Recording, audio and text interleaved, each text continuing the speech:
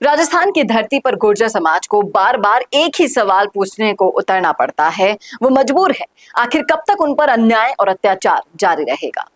टोंक में 29 वर्षीय छोटूलाल गुर्जर की हत्या कर डाली, जिससे प्रशासन की कार्यशैली और पुलिस की निष्पक्षता पर कई सारे सवाल खड़े होते हैं। न्याय की तलाश में गुर्जर समाज ने कलेक्ट्रेट का घेराव कर दिया, जिससे ये साबित हो गया कि जब तक उनकी आवाज नहीं सुनी जाएगी तब तक वे चुप बैठने वाले नहीं हैं। ये सिर्फ एक हत्या नहीं हुई है, बल्कि समाज और सिस्टम के बीच भरोसे की गहरी खाई का प्रतीक भी है। नमस्कार, मैं हूं चेतना शर्मा। आप देखना शुरू कर चुके हैं संवाद भारत का, भारत के लिए। तो टोंक जिले में एक बार फिर से गुर्जर समाज आक्रोशित हुआ। 29 साल के छोटूलाल गुर्जर की संदिग्ध हत्या और पुलिस प्रशासन की ढिलाई ने हालातों को इतना गंभीर बना दिया है कि गुर्जर समाज को कलेक्ट्रेट का घेराव करना पड़ा। इसके बाद अब महापंचायत चल रही है और उसमें जो फैसले लिए जाएंगे उसके बाद आगे की रणनीति तय होगी। जब प्रशासन के सामने समाज की प्रमुख मांगों को रखा जाएगा, प्रशासन किस तरीके से स्टैंड लेगा, उन सब पे ये डिसीजन होगा। आपको बता दूं कि सोहला गांव निवासी छोटूलाल खून से लथपथ हालत में जयपुर कोटा राष्ट्रीय राजमार्ग बाईपास पर मिला था। परिजन जब उसे सआदत अस्पताल लेकर गए तो डॉक्टरों ने उसे मृत घोषित कर दिया।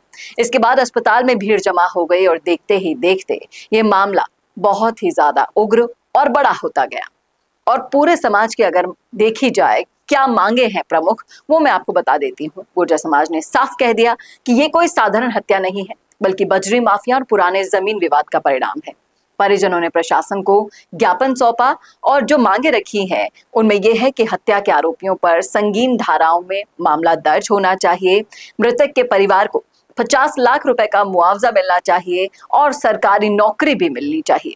परिजनों को डेयरी बूथ आवंटित किया जाना चाहिए और इस मामले की जांच सीबीआई से कराई जाए।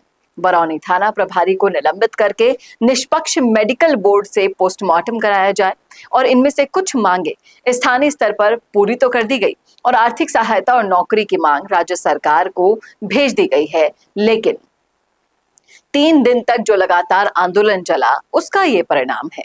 लेकिन फिर भी समझौता नहीं हुआ तो समाज ने कलेक्ट्रेट का पड़ाव डाला और हाईवे जाम करने की चेतावनी दी। अब महापंचायत हुई, प्रशासन के उसको देखकर पसीने छूट गए। अब अतिरिक्त पुलिस अधीक्षक ज्ञान प्रकाश नवल और एडीएम सुरेश चौधरी ने प्रतिनिधिमंडल से कई दौर की वार्ताएं भी की और थाना प्रभारी को हटाने और केस में संगीन धाराओं में मुकदमा दर्ज करने के बाद समाज ने धरना तो समाप्त कर दिया। लेकिन जो सवाल खड़े होते हैं वो ये है इस प्रकरण को लेकर कि ये घटना कई गंभीर जो सवाल उठाती है, उसमें सचिन पायलट का नाम भी खड़ा होता है। क्यों सचिन पायलट गुर्जर समाज के साथ ऐसी वारदातें होने के बाद भी अपना मुंह नहीं खोलते हैं, वहां पहुंचते नहीं है विधायक होने के बावजूद? क्या स्थानीय पुलिस माफियाओं के दबाव में काम करती है? हर बार आंदोलन के बाद ही कार्रवाई क्यों होती है? क्या ये प्रशासनिक लापरवाही के जड़ में जातिगत और आर्थिक ताकतों का कोई खेल है? ये तमाम तरह के सवाल हैं जो पूछ रहा है समाज और संवाद भी। गुर्जर समाज का आंदोलन कोई नई बात तो नहीं है। पिछले 1 दशक में राजस्थान की राजनीति में गुर्जरों ने बार बार आंदोलन किया है, अपनी ताकत दिखाई है, लेकिन दुर्भाग्य ये है कि जब तक समाज सड़क पर उतरता नहीं है तब तक प्रशासन की नींद उड़ती नहीं है। छोटूलाल की हत्या ने ये फिर से साबित कर दिया कि बजरी माफिया और जमीन विवादों की राजनीति ने ग्रामीण जीवन को कितना असुरक्षित बना दिया है। पुलिस अगर समय रहते निष्पक्ष कार्यवाही करती तो हालात यहाँ तक नहीं पहुंचते।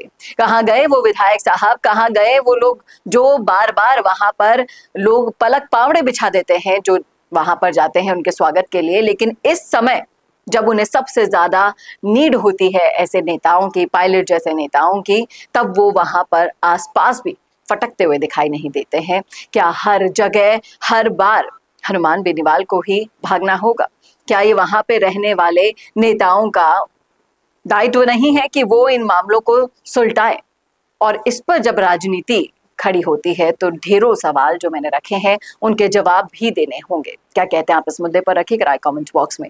कैसे लगा वीडियो बताना ना भूलेगा और ऐसे और वीडियोस के लिए देखते रहिए संवाद भारत का, भारत के लिए। नमस्कार। भारत का सबसे तेजी से बढ़ता हुआ डिजिटल न्यूज चैनल, जिसका परिवार 4,17,000 लोगों से भी ज्यादा बढ़ रहा है। वो संवाद न्यूज चाहता है हर जिले और हर राज्य में मीडिया पार्टनर्स। तो अगर आप बनना चाहते हैं संवाद न्यूज के पार्टनर्स, तो कांटेक्ट करें नीचे दिए गए नंबर्स पर। इसके अलावा अगर आप वीडियो एडिटर बनना चाहते हैं या फिर न्यूज इंडस्ट्री में बतौर इंटर्न सब सीखना चाहते हैं, तो संवाद न्यूज के जयपुर हेड ऑफिस में काम करने के लिए संपर्क करें स्क्रीन पर दिए गए नंबर पर।